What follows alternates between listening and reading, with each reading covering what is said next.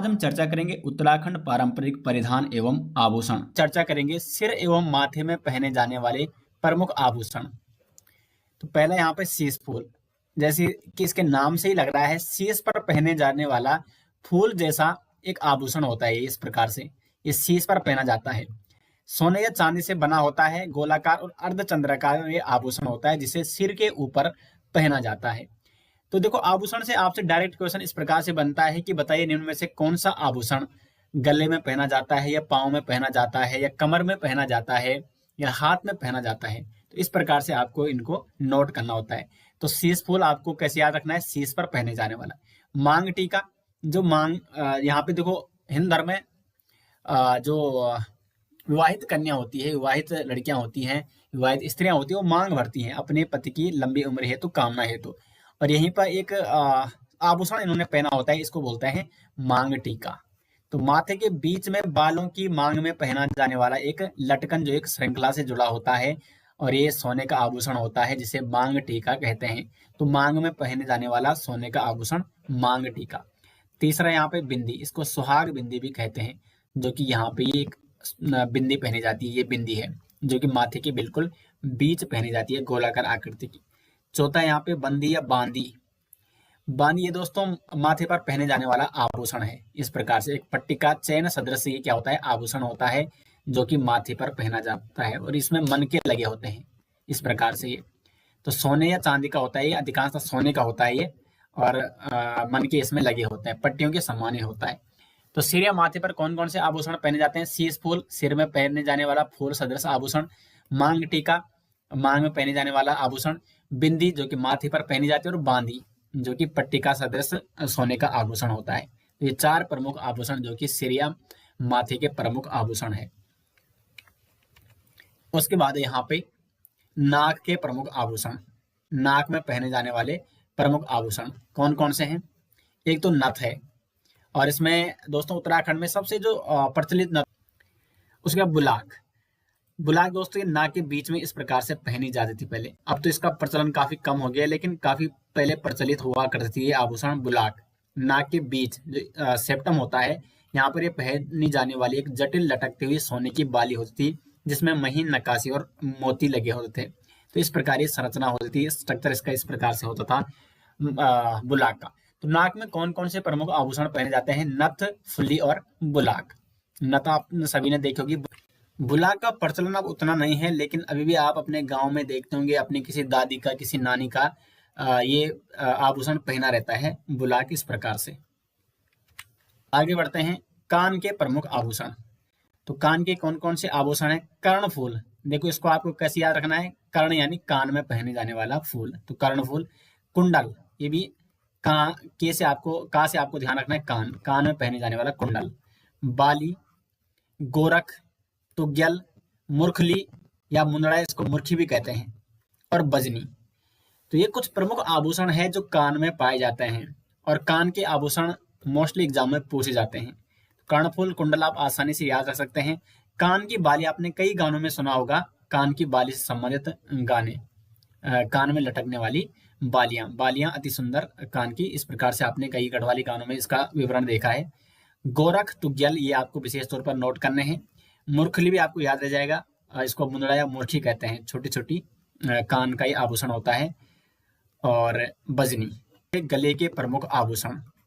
गले में कौन कौन से आभूषण पहने जाते हैं, तो पहला है गुलबंद, जैसे कि इसके नाम से लग रहा है, गुल यानी गले को बंद रखने वाला, और ये इस प्रकार इसका आकार होता है, और ये गले में टाइटली ऐसा बंधा होता है। तो ये है गुलबंद, और आपको याद कैसे रखना है, गले को बंद रखने वाला। तो एक प्रकार का चोकर जो गले से चिपका हुआ होता है और अलंकृत होता है, सोने का आभूषण होता है, और ये गले में इस प्रकार से चिपका हुआ होता है, और यहाँ पे इस प्रकार से इसमें सोने की पत्ती टाइप की लगी रहती है। दूसरा है चंद्रहार। देखिए इसमें हार आ गया, और हार जिनमें भी आ गया वो यानी वो गले में पहने जाते हैं, क्योंकि हार किसमें पहना जाता है, गले में पहना जाता है।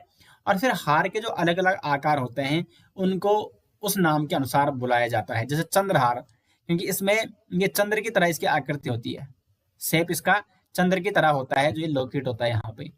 तो लंबा और भारी हार जिसमें अक्सर एक अर्धचंद्राकार पेंडेड होता है, इसको पेंडेंट भी कहते हैं, लॉकेट भी कहते हैं, और इसमें कई कड़ियां होती है। इस प्रकार से इसमें दाने लगे रहते हैं सोने के। तो ये है चंद्रहार, चंद्र की तरह दिखने वाला हार। तिलहरी यानी इसमें क्या होते हैं, 3 छोटे छोटे गोले होते हैं, इस प्रकार से 3 स्वर्ण टुकड़े होते हैं, तो इसलिए इसका नाम है तिलहरी। तिलहरी भी, ये भी गले में पहने जाने वाला आभूषण है।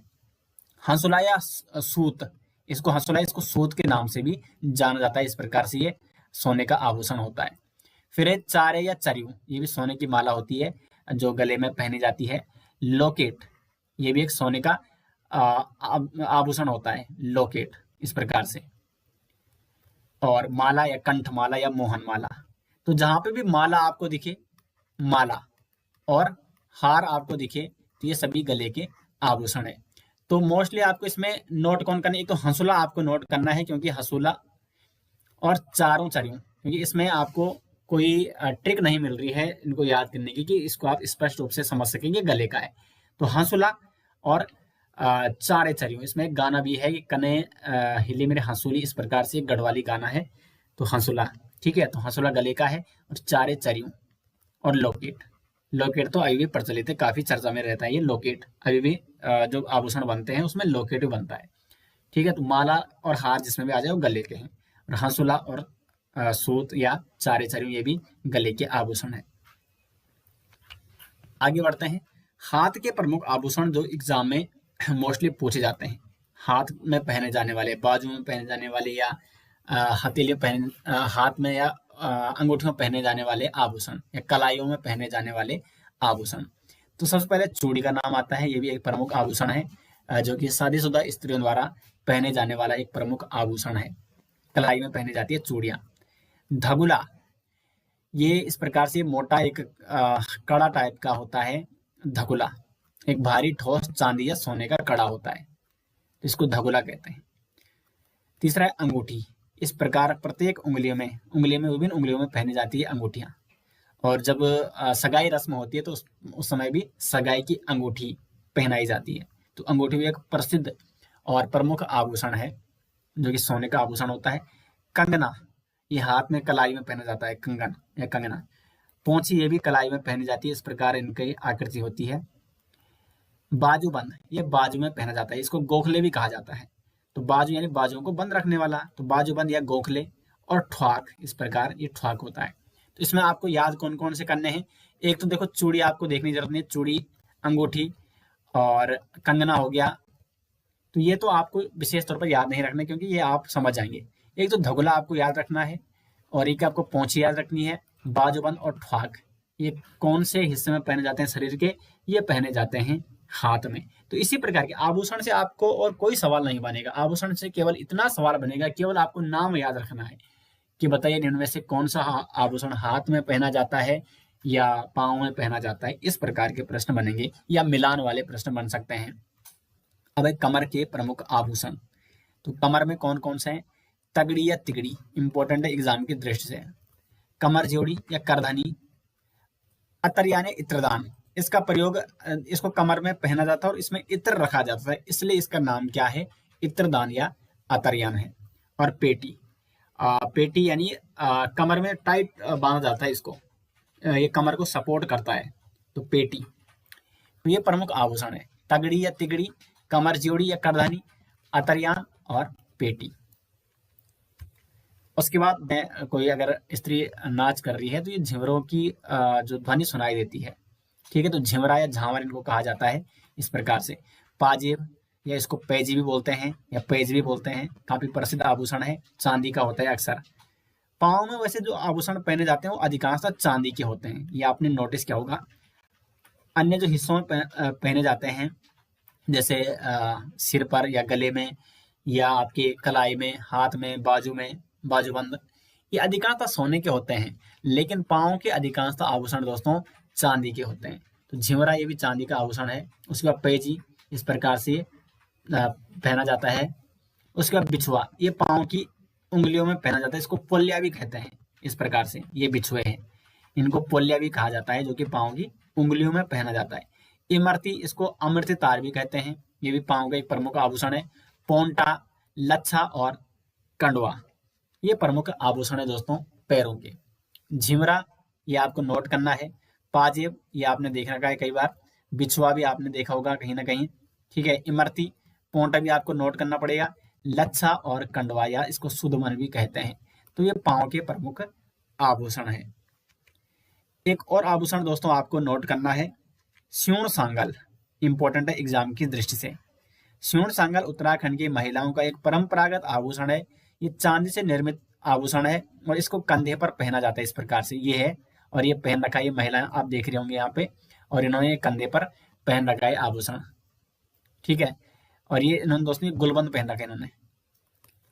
हार टाइप का ही होता है एक गुलबंद, जो गले में टाइटली पहना जाता है। ये इन्होंने नथ पहन रखी है। ये इन्होंने बुलाक पहन रखी है, बुलाक। और ये इन्होंने बिंदी लगा रखी है यहाँ पे। ठीक है, तो ये नथ हो गई, ये बुलाक हो गई, यहाँ पे फुल्ली रहती है। और ये इन्होंने कुंडल पहन रखे हैं, और ये माला है, कंठी माला। और जो ये है यहाँ पे, ये है स्यूण सांगल। स्यूण सांगल, तो स्यूण सांगल कहाँ पहना जाता है? कंधे पर पहना जाता है। कंधे पर पहने जाने वाला आभूषण, जो कि सांस्कृतिक और परंपराओं का प्रतीक है उत्तराखंड का। जितने भी ये प्रमुख आभूषण है, ये उत्तराखंड की संस्कृति और परंपराओं के